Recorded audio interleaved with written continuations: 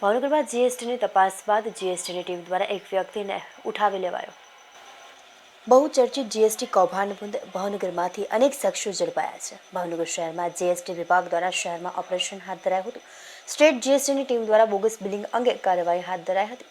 Bogus billing મુદ્દે ભાવનગર સમગ્ર રાજ્યમાં સૌથી મોટું સેન્ટર બની ગયું હોય તેમ એક પછી એક કૌભાંડ બહાર આવી રહ્યા છે. તેમાં અનેક લોકોને અગાઉ ઝડપી લેવામાં આવ્યા હતા. ત્યારે સ્ટેટ જીએસટીની ટીમે શહેરના વડવા વિસ્તારમાં આવેલા એક મકાન ખાતે તપાસ હાથ ધરવામાં આવી હતી. વડવા દેવજી ભગતની ધર્મશાળા પાસે રહેતા સલીમ શેરવાણી નામના શખ્સના ઘરે તપાસ હાથ ધરી હતી. તેને વધુ પૂછપરછ માટે ઉપાડી લીધા હોવાનું સૂત્રો પાસેથી જાણવા મળ્યું હતું. જીએસટી તપાસ દ્વારા હાથ ધરવામાં આવેલી આ ગેરરીતિ આચરનારાઓમાં ફફડાટ ફેલાયો છે.